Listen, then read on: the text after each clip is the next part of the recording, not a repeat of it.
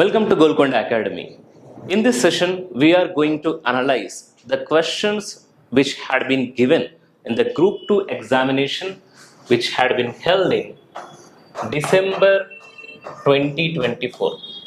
So, in this particular examination which had held on 15th and 16th of December 2024, TGPSC had given such questions in the history paper that most of the students seemed them as difficult.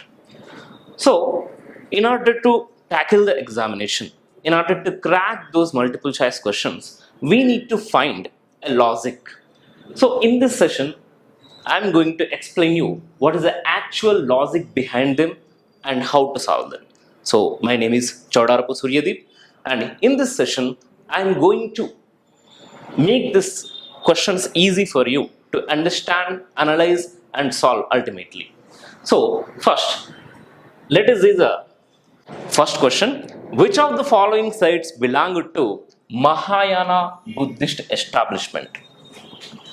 So, usually, the mistake students do is they by heart all the Mahayana and Hinayana sites in Telangana while preparing for this Group 2 examination.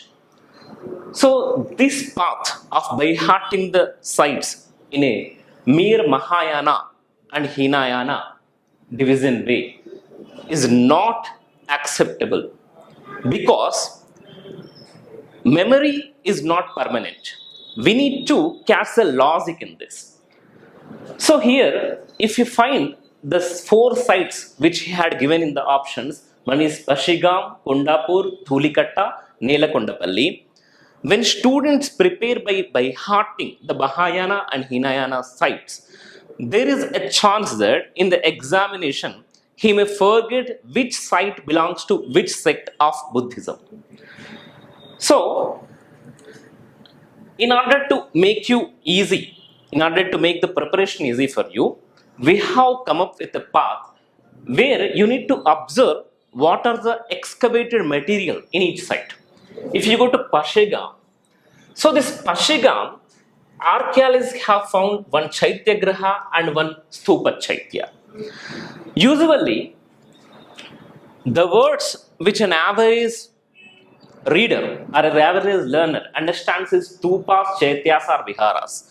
But in depth, when the functions of a single constructed building or otherwise known as establishment serves in different ways, it can be called as Chaitya Griha and Stupas Chaitya. And in Kondapur, you have found Stupas, Chaityas and Viharas and a mint workshop. And the only site in this where we have found the Buddhist idols or the idols of Buddha is Nelakondapalli. So again students may get doubts. So do we need to remember all these excavated material from these Buddhist sites? The answer is no. Let us come back to the question. Here, if you see the question, he asked about Mahayana. So, how to find this logic? So, in order to separate a black sheep from these four options, you know the word black sheep very well, right? So, in order to separate a black sheep from these four options, first you need to learn the concept of Mahayana and Hinayana. And again, students may get a doubt. So, what is the logic behind learning the concepts of Mahayana and Hinayana, and what is the link between solving this question? So, in next few minutes, you will understand how I am going to solve this question. So, firstly, in Buddhism, two major sects are Mahayana and Hinayana.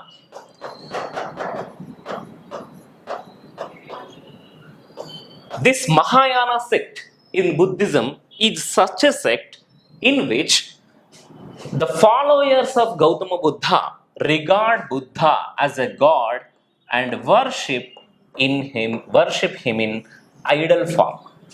And Hinayana sect is such a sect in which the Buddhist followers worship Buddha in symbolic form. Symbol. So, idol,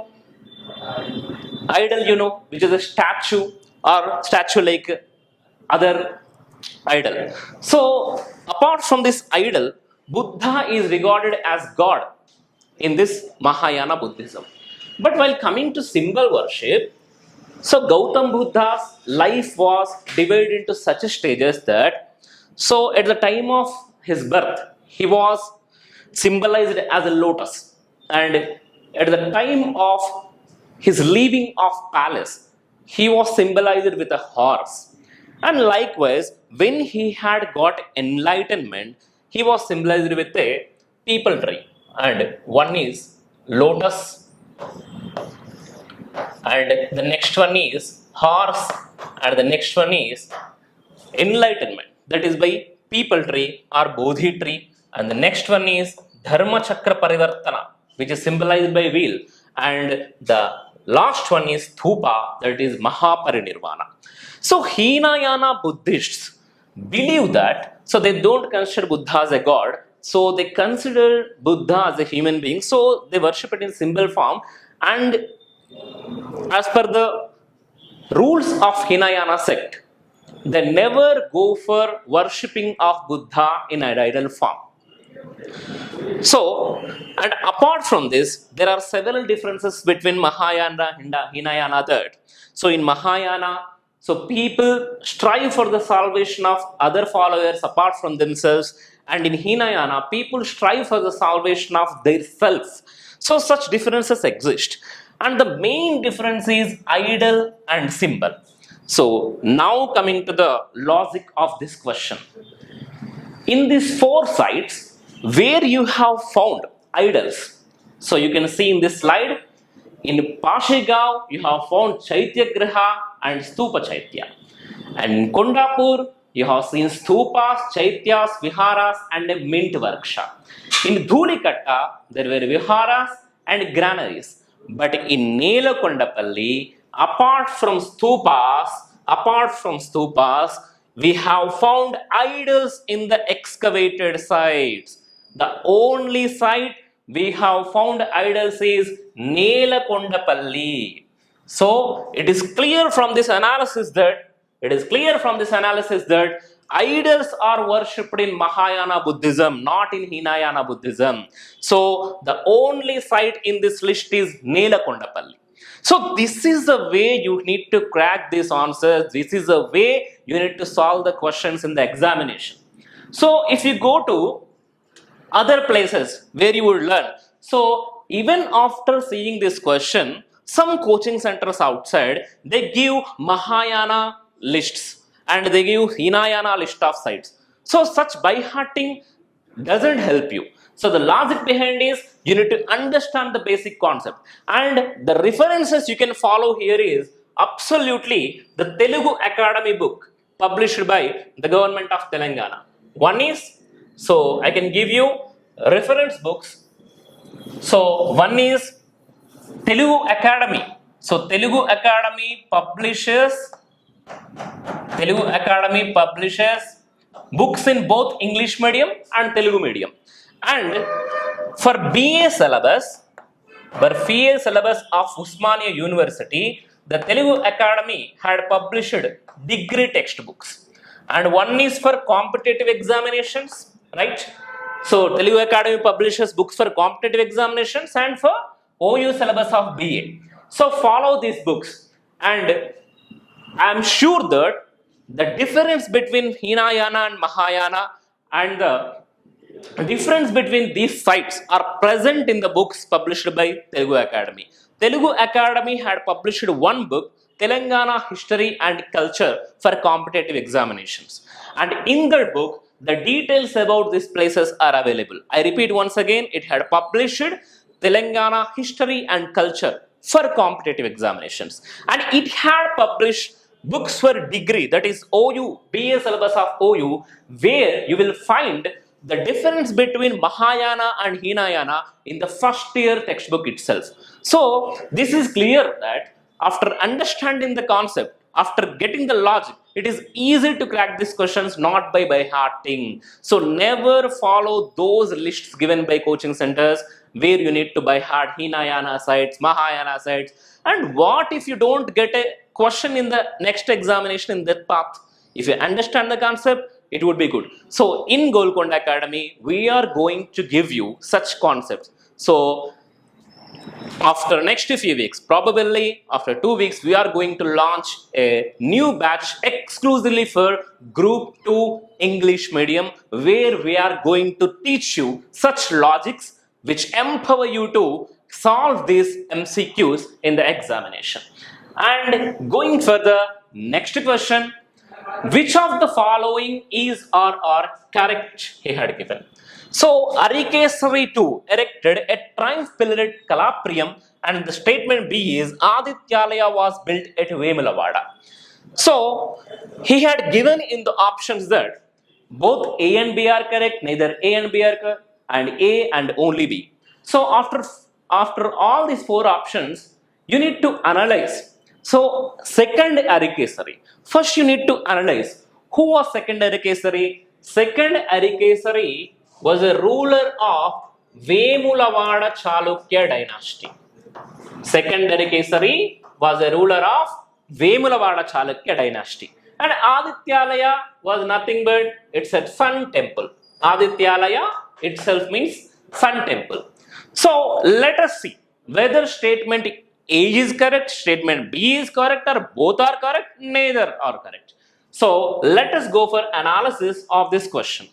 So first see, we are taking genuine sources for this analysis. One thing is that, so according to the Vemulavada inscription of second Arikesari, according to Vemulavada inscription of second Arikesari, and also if you take this Vikramarjuna Vijayam, this was a book written in those times, and we are taking one archaeological source and one literary source. As per these two sources, during the campaigns, particularly during the reign of the Rashtrakuta ruler 3rd Indra, so the Vemulavada Chalukya ruler was Arikesari, second Arikesari. So for your convenience, I repeat these words here. When third Indra was ruling over the Rashtrakuta empire, so the Vemulavada Chalukya ruler was second Arikesari. So in order to understand this question in a better way, let us go for a map. Let us go for the outline of India. So here, if you see, if you take the outline of India, so here, the Rashtrakuta Empire was established in present-day Karnataka region, and this Karnataka region from this Rashtrakuta Empire had expanded in all the directions. And here, the Vemulavada Chalukya was present in Karimnagar, present-day Karimnagar. So Rashtrakuta dynasty had established their sway over the present-day Karnataka region, and Vemulavada Chalukyas were present in Telangana's Vemulavada. So what is the relationship between these Rashtrakutas and Vemulavada Chalukyas here? The logic is that one thing, they had matrimonial relations, and the second thing is that Vemulavada Chalukyas had served as feudatories of the Rashtrakutas. And here, when we are speaking about the Kalapriam pillar, so this Rashtrakuta emperors had Vemulavada Chalukyas as their feudatories. So in this sequence, when Indra III was the Rashtrakuta emperor, his feudatory was second Arikesari. So when Indra III was ruling over the Rashtrakuta empire, so the Vemulavada Chalukya ruler was second Arikesari.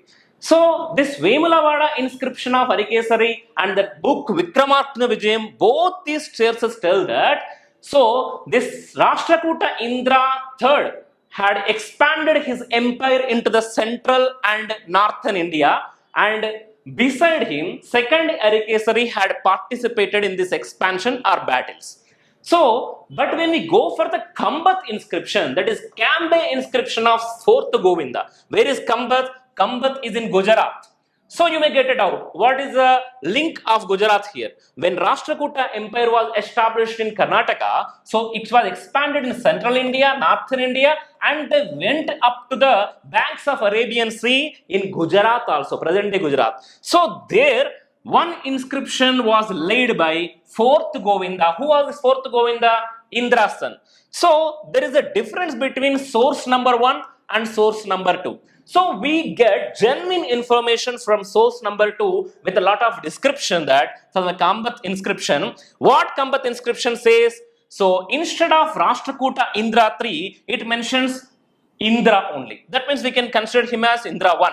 So when Rashtrakuta Indra was ruling over here, the Vemulavada Chalukyan ruler was second Narasimha. So let us clear this clutter and see what had happened here. So before Indra, the ruler of this Rashtrakuta empire was Krishna II. So there used to be one struggle known as tripartite struggle between the Gurjara Pratiharas in the northern India and Rashtrakutas in the western and central India and Palas of Bengal. This struggle in the medieval India was known as tripartite struggle. Why do you call it as tripartite struggle? Three parties fought for one place known as Kanyakubja or Kanaus in the current day Uttar Pradesh state. So when Gujjar Pratiharas had occupied it, someday Palas had makeover it. And when Rashtrakutas had occupied it, Palas had competition with the Rashtrakutas. Why Kanyakubja or Kanaus was such an important place? In medieval India, when Harshavardhana's empire was disappeared, apart from Kanyakubja, there was no such famous place which can be made as capital in northern India. So Kanyakubja or Kanau was such a place. It was present on the banks of river Ganges, and it was a strategic position from where you can control several trade routes in the northern India. So in this tripartite struggle, on one side Gurjara Pratiharas, and the other side Rashtrakutas, and the third side Palas, all these three parties had fought for this empire. And as a part of this tripartite struggle, Gurjara Pratihara king Mahipala at some time occupied the Malwa Plateau region. Malwa Plateau region was occupied by Gurjara Pratihara king Mahipala. So who was the Rashtrakuta emperor at that time? Second Krishna was the Rashtrakuta emperor. And at this time, when Krishna too could not do anything, could not control second Mahipala and capture back Malwa Plateau, when Krishna was succeeded by his successor Indra. So second Krishna was succeeded by Indra. So when Indra was there, his feudatory was Narasimha. Narasimha was a Vemulavada Chalukyan ruler. So what we have seen here, so Mahipala had conquered the Malwa region. Krishna too could not do anything. So he could not defeat Mahipala. But when Krishna too was followed by Indra, Indra wanted to get back Malwa because Malwa was controlled by feudatories of Rashtrakutas. When feudatories are protected by the emperor, they can be a good strength for him. So in the time of Indra, he had sent Narasimha. Narasimha was present in Vemulavada. So Narasimha went to conquer Malwa, and in the poem written by the famous poet Pampa. Pampa was a Kannada poet. So you know the names of Pampa, Ranna and Ponna. So all these poets were of Kannada origin. But students always get it out that when we are speaking about Vemulavada Narasimha, what is the link of Kannada language here? Vemulavada is present in Telangana region. So why we speak of Kannada? The logic is that, so this Indra belonged to Rashtrakuta empire. So we already seen that they had matrimonial relationships. And Rashtrakutas followed the Kannada language. Their mother tongue was Kannada. Vemulavada rulers' mother tongue was Telugu. So when they had matrimonial relationships, these Vemulavada kings had patronized Kannada poets in their Vemulavada royal court. So that is why Pampa had described about the achievements of Narasimha, where he had stated that Narasimha has defeated 7 families of Malwa Plateau.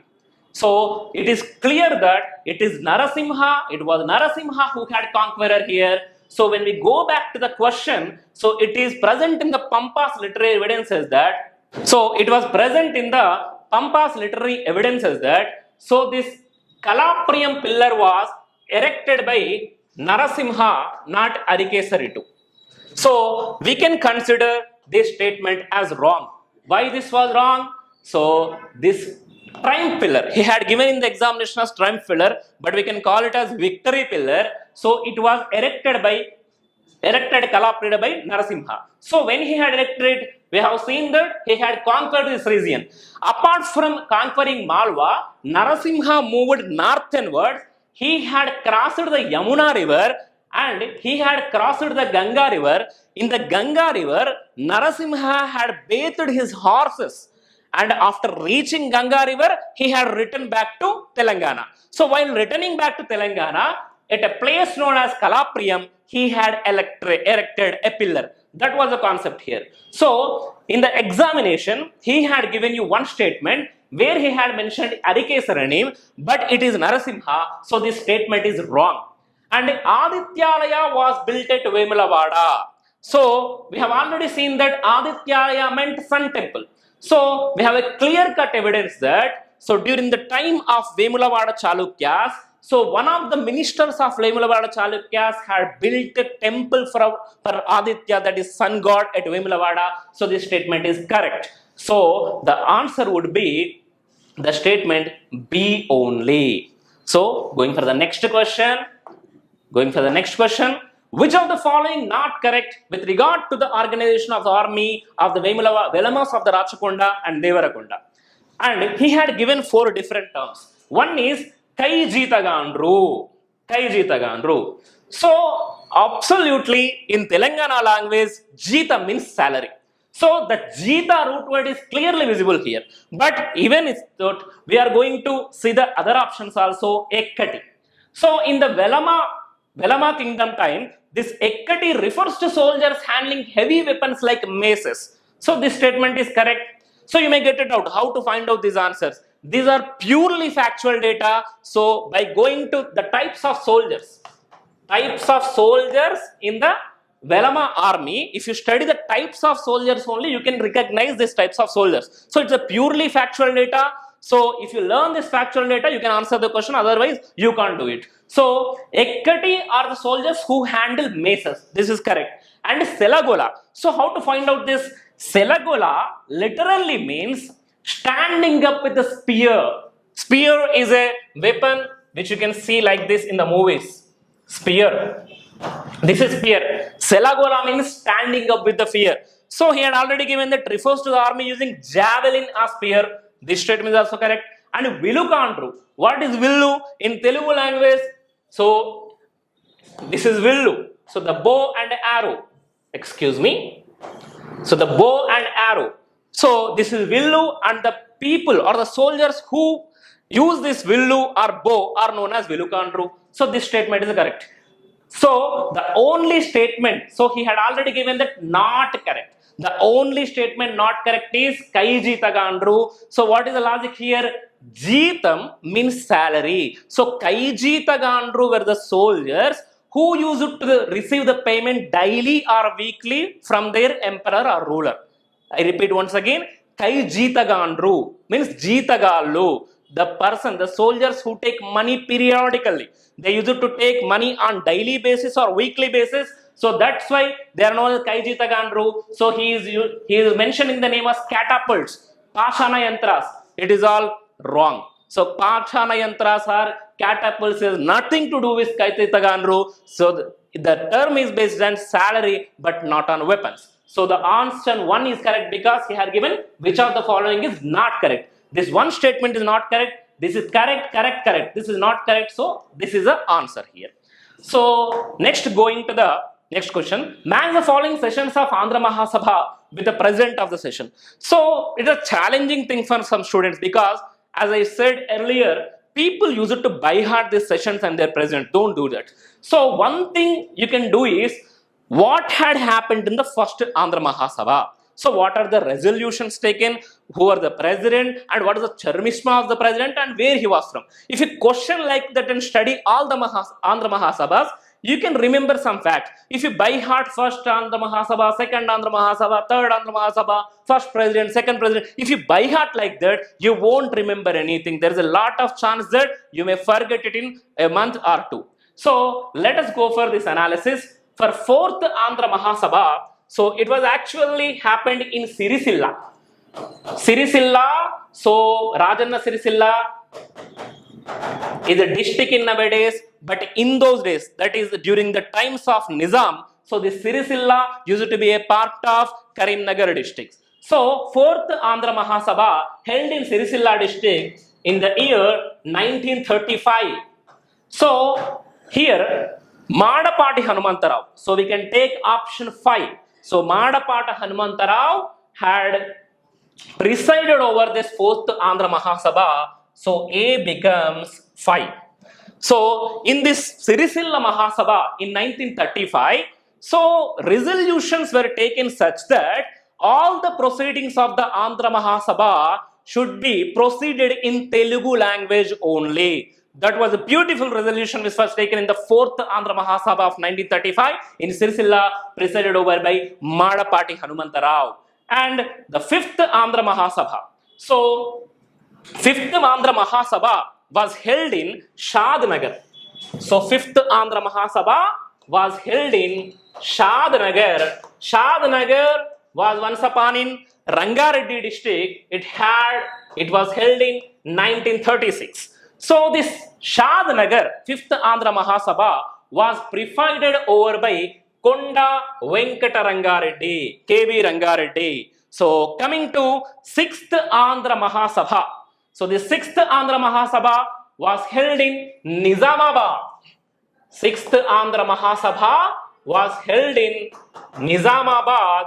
So it was presided over by Mandumula Narasimha. So we have already seen that A5, B1 and 6th Andhra Mahasabha so held in Nizamabad under the presidency of Mandumula Narasimha Rao. And the 8th Andhra Mahasabha is a peculiar and unique one.